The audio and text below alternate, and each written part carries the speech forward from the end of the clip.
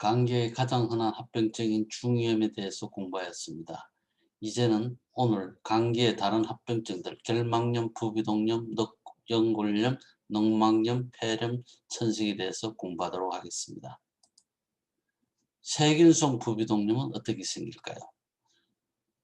눈이 있고 상악동이 이렇게 존재를 하고 코와 연결이 됩니다. 여기에 염증이 생기면 우리가 부비동염이라고 그럽니다. 배출구가 이렇게 있는데 감기가 걸려서 배출구가 좁아지고 막히게 되면 빠져나가지 못한 체액이 고이게 되고 체액에 세균이 침범하여 감염을 일으키게 됩니다. 중이염과 생기는 과정이 비슷하게 됩니다. 이 부비동은 어린이가 10살이 될 때까지 천천히 만들어지게 되죠. 1개월, 1년, 2년, 6년, 10년 나이가 천천히 들수록 부비동이 천천히 만들어집니다. 어린이는 어른처럼 부비동이 완전히 발달하지 못했기 때문에 세균성 부비동염이 그리 자주 생기지는 않습니다. 사실은 성인에서도 세균성 부비동염은 과잉 진단되는 경향이 있습니다. 대부분의 부비동염은 바이러스에 의한 것이며 항생제를 쓸 필요가 없습니다. 한 가지 잘못된 개념은 초록색 점에 초록색 콧물이 나오면 세균성 부비동염이라 생각하는 것인데, 초록색 콧물이나 가래는 골수세포형 과산화수소 마일로프록시다제라는 효소에 의해 생기는데, 이 효소는 세균성 감염과 바이러스 감염 모두 활성화될 수 있습니다. 따라서 바이러스성 감염에서도 초록색 콧물이나 가래를 얼마든지 볼 수 있습니다. 따라서 초록색 점액이라고 항생제를 써야 할 이유가 되지 않습니다. 바이러스성이나 세균성이나 얼마든지 초록색 점액이 나올 수 있습니다. 또 다른 오해는 감기가 10일 이상 지속되면 항생제를 써야 한다는 것입니다. 이렇게 생각하면 항생제를 너무 남용하게 됩니다. 대부분의 감기는 10일에서 2주 이상 지속이 됩니다. 진정한 세균성 부비동염의 증상은 상당히 심한 부비동 부위의 통증, 두통, 발열, 그리고 코를 통해 진득거리고 악취가 나는 콧물이 나오는 것입니다. 진정한 세균성 부비동염이 생겼다면 항생제가 필요하고, 되도록이면 관찰을 하면서 서포티브 케어하는 것이 훨씬 더 낫습니다. 폐렴은 어떻게 생길까요? 폐렴이란 말 그대로 폐에 감염이 생긴 것입니다. 역시 중이염과 비슷한 과정을 거쳐 시작하게 됩니다. 어린이가 감기에 걸리면 점막이 부어오르고 점액이 많이 생기고, 그 점액이 기관을 타고 내려가 폐로 흘려 들어가는데, 점액이 너무 많이 생기면 폐에서 자연적으로 점액을 배출시키는 기능을 감당할 수가 없게 됩니다. 결국 폐 속에 체액이 고이고 그 체액에 세균이 침입하여 감염을 일으키면 세균성 폐렴이 시작되는 것입니다. 세균성 폐렴은 보통 감기를 앓은 후에 생기게 됩니다. 어린이가 감기에서 천천히 회복되는 것처럼 보였다가 갑자기 활력이 떨어져 놀지 않고 축 처지고 기침이 아주 심해지고 마치 먼 거리를 달리기라도 한 것처럼 숨쉬기를 힘들어합니다. 증상이 이런 식으로 계속된다면 최대한 빨리 의사를 만나야 합니다. 부비동염과 마찬가지로 폐렴도 반드시 세균에 의해 생기는 것은 아닙니다. 바이러스에 의해서도 얼마든지 생길 수 있습니다.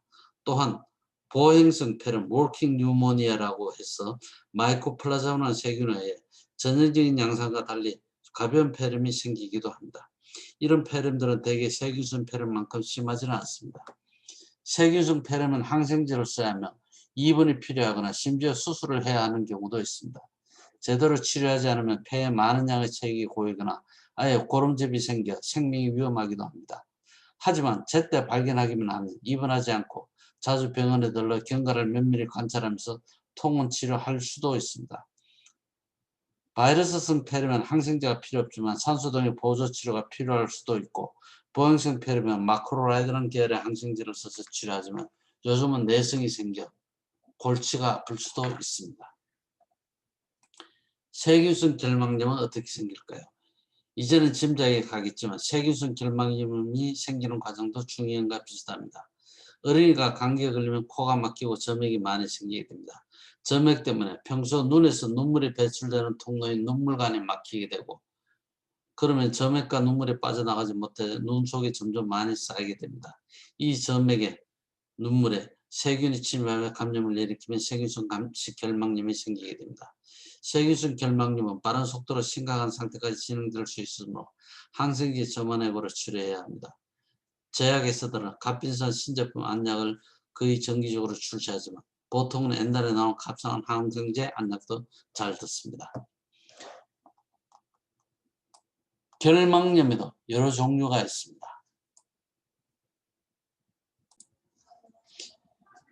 결막염도 역시 부비동염이나 폐렴과 마찬가지로 세균이 아닌 바이러스에 의해 생길 수도 있고 알레르기에 의해 생길 수도 있습니다.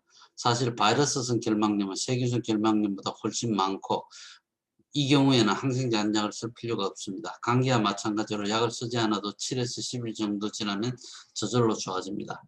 알레르기 결막염 매우 흔하지만 일반적으로 2세가 넘은 어린이에게 생기게 되고 알레르기 결막염은 항히스타민 안약으로 치료할 수 있습니다. 많은 의사들이 바이러스성 결막염과 알레르기 결막염에 별 생각 없이 또는 세균성 감염이 생기는 것을 예방하기 위해 항생제 안약을 처방하는데 학교에서도 학생들에게 결막염이 생기면 세균성, 바이러스성 알레르기를 구분하지 않고 항생제 안약을 처방받아 오라고 요구하기도 합니다. 이렇게 하면 값비싼 약을 구입해야 할 뿐 아니라 불필요하게 항생제를 쓰게 됩니다. 세균성 결막염은 반드시 치료해야 합니다. 세균성 결막염이 바이러스성 결막염이나 알레르기 결막염과 다른 점은 분비물이 아주 많이 생겨 거의 1시간에 한 번꼴로 닦아내야 한다는 점입니다. 물론 바이러스성이나 알레르기성 결막염에서도 눈곱이 끼지만 대개 아침에 자고 일어나서 닦아내면 되는 정도이지 세균성 결막염처럼 하루 종일 닦아내야 할 정도로 많이 생기지는 않습니다. 또 하나 세균성 결막염의 증상은 눈 주변 피부가 벌겋게 부어오르는 것입니다. 치료하지 않으면 하루가 다르게 나빠집니다. 따라서 결막염이 생겨 빠른 속도로 나빠질 때는 바로 의사를 만나는 것이 좋겠습니다. 늑연골염 감기에 걸린 후 가슴에 통증을 호소하는 일은 상당히 흔합니다. 갈비뼈와 흉골 사이의 관절에 염증이 생긴 것으로 늑연골염이라고 합니다. 늑연골염은 감기에 흔한 염증성 합병증 중에 하나입니다. 늑연골염은 지금까지 설명한 폐쇄성 합병증과 달리 우리 몸의 배출관이 점액으로 인해 막혀 2차적으로 생기는 현상이 아닙니다. 감기 바이러스가 직접 관절강 내를 침입하여 염증을 일으키거나 기침을 너무 심하게 한 나머지 관절강에 염증이 생겨 나타나는 합병증입니다. 흉통, 즉 가슴의 통증은 상체를 움직이거나 관절강에 압력이 가해지면 언제라도 생길 수 있습니다. 감기와 마찬가지로 늑연골염 역시 무리하게 움직이지만 않는다면 시간이 지나면서 저절로 좋아집니다. 통증과 불편감이 심하다면 이부프로펜이나 아세트아미노펜 등 진통제를 쓸 수가 있습니다. 늑막염. 늑막염은 흉통을 일으키는 염증성 합병증 중에 늑막염이 있습니다. 늑막염이란 우리 폐를 이중으로 둘러싸고 있는 늑막에 염증이 생기는 것입니다. 늑막은 폐를 둘러싼 비닐봉지 같은 것이라고 생각하면 되는데 숨 쉴 때 폐가 쉽게 움직일 수 있도록 윤활작용을 해줍니다. 정상적인 상태에서는 숨을 들이쉬고 내쉴 때 폐를 둘러싼 두 겹의 막이 서로 매끄럽게 움직입니다. 하지만 감기 바이러스가 늑막을 침범하면 두 겹의 막이 맞닿은 면이 사포처럼 변해버리고 이렇게 되면 숨을 내쉬거나 들이쉴 때 뾰족한 것을 찌르는 듯 날카로운 통증이 느껴집니다. 감기와 마찬가지로 이렇게 고통스러운 증상도 충분한 휴식을 취하고 시간이 지나면 저절로 좋아집니다. 통증과 불편감이 심하다면 이부프로펜이나 아세트아미노펜 등 진통제를 쓸 수가 있습니다. 천식은 폐에 어떤 영향을 미칠까요? 유전적인 소인을 가진 사람이 감기 바이러스에 감염된 경우 심각한 합병증으로 천식이 유발될 수 있습니다. 천식은 매우 복잡한 질병으로 제대로 설명하려면 차가운 정도가 필요합니다. 하지만 여기서 짧게 요약해 보면 기관지염이나 모세기관지염처럼 천식도 기본적으로 기도의 질병입니다. 천식을 유발하는 요인은 많지만 가장 흔한 유발인자는 감기입니다. 감기 바이러스가 우리 몸을 침입하면 천식 환자의 기도는 금방 염증이 생기고 점액이 많이 분비되며 이로 인해 숨이 가빠지고 쌕쌕 소리는 소리가 나면 숨쉬기가 힘들어집니다. 호흡곤란이 생기면 숨을 들이쉴 때 코 양쪽이 넓게 벌어지고 가슴 근육들이 안으로 쑥 들어가는 등의 증상이 동반됩니다. 기관지염이나 모세기관지염은 누구나 걸릴 수 있지만 천식은 보통 유전적 소인이 있는 사람에게만 나타납니다. 가족력이 있는 경우도 많아 대개 엄마나 아빠에게 천식이 있습니다. 천식과 모세기관지염, 기관지염은 모두 기도가 좁아지는 병으로 증상이 비슷하고 경험이 많은 의사도 구별하기 힘든 경우가 왕왕 있습니다. 천식 치료제는 천식 증상을 조절하는 데 도움이 되지만 기관지염이나 모세기관지염에 있으면 큰 효과가 없습니다. 하지만 천식 치료제는 대부분 안전하므로 증상이 어떻게 변하는지 관찰하기 위해 시험 삼아 써보는 것도 합리적이고 임상적으로 많이 쓰는 방법입니다. 좋은 효과가 나타나면 어떻게 생각해야 할까요? 도움이 되는 약을 찾아냈다는 건 기쁜 일이지만 어린이가 천식일 수도 있다는 반갑지 않은 소식일 수도 있습니다. 천식약을 썼을 때 반응이 신통치 않다면 그 반대가 되겠죠.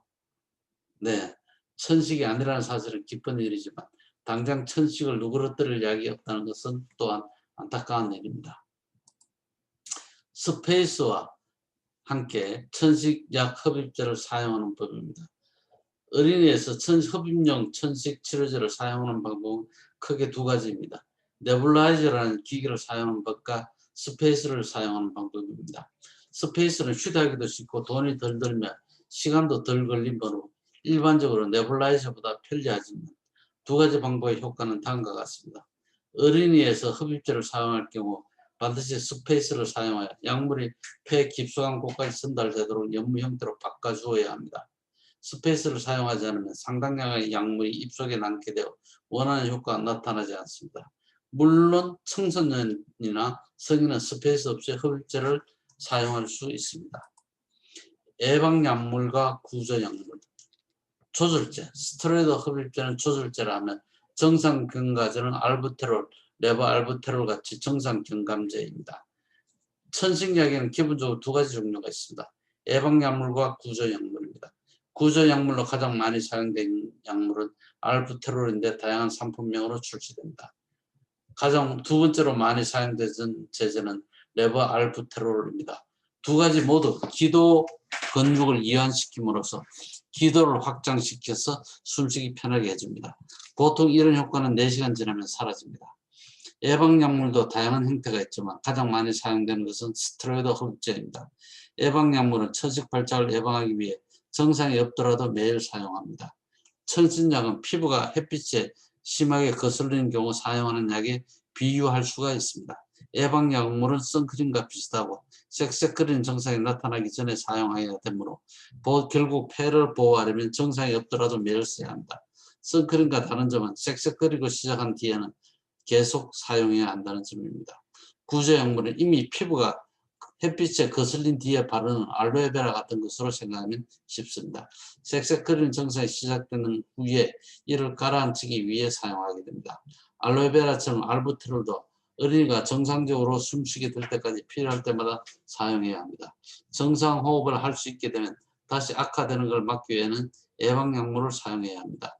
선크림을 바른다고 항상 피부가 걸리는 것을 막을 수 있는 것은 아니죠. 마찬가지로 천식 예방약물을 쓴다고 해서 언제나 천식이 악화되는 걸 막을 수 있는 것은 아닙니다. 하지만 예방약물을 부지런히 사용하면 천식 악화 횟수가 줄어들고 심각한 합병증을 예방하는 데 도움이 되게 됩니다. 자, 이것만은 기억합시다. 부비동염은 중이염과 똑같은 과정을 거쳐 시작됩니다. 부비동염은 바이러스성이 대부분이고 항생제를 쓸 필요가 없는 경우가 대부분입니다. 세균성 폐렴은 감기로 인해 생기고 활동이 감소하면 기침이 심하고 숨쉬기 힘들어하게 됩니다. 결막염은 대부분 바이러스며 항생제를 쓸 필요가 없고 세균성 결막염은 계속 닦아내야 할 정도로 분비물이 많이 생기면 눈지가 붉게 부어오릅니다. 세균성 결막염에는 오래전부터 써왔던 값싼 항생제 한 약도 훨씬 효과가 있습니다. 늑연골염과 늑막염은 감기 바이러스에 의해 생긴 염증성 합병증이고 휴식을 취하면서 진통제를 쓰게 됩니다. 유전적 소원을 가진 사람은 감기 바이러스에 천식이 유발될 수 있으면 이때는 증상을 조절하고 예방하는 약물이 투여가 필요합니다. 자, 감기 바이러스의 합병증으로는 염증성 합병증과 폐쇄성 합병증이 있다는 사실을 반드시 기억해 두시는 게 좋겠습니다. 감기 바이러스가 호흡기의 어느 부분을 침범하느냐에 따라 비염, 바이러스성 인두염, 바이러스성 부비동염, 그룹, 후두염, 기관지염, 모세기관지염, 바이러스성 폐렴이 생길 수 있습니다. 감기 바이러스는 호흡기 바깥쪽에 있어도 늑연골염, 늑막염, 바이러스성 결막염을 일으킬 수 있습니다. 감기 바이러스에 의해 점액이 많이 생기고 점 배출관이 막히는 경우 폐쇄성이죠. 중이염, 세균성 부비동염, 세균성 폐렴 혹은 세균성 결막염이 생길 수 있습니다. 마지막으로 감기 바이러스가 유전적 소원을 지닌 사람을 침범할 경우 천식 발작을 일으킬 수 있고 다행히 천식 발작을 예방하고 조절할 수 있는 많은 약들이 개발되어 있습니다. 신중하고 실력 있는 의사는 언제 치료를 해야 하고 언제 주의 깊게 관찰하면서 기다려야 될지 알려줄 수 있습니다. 천식 치료제와 항생제는 적절하게 사용하면 어린이의 건강을 지켜주지만 꼭 필요할 때만 사용하는 게 좋겠습니다. 감사합니다.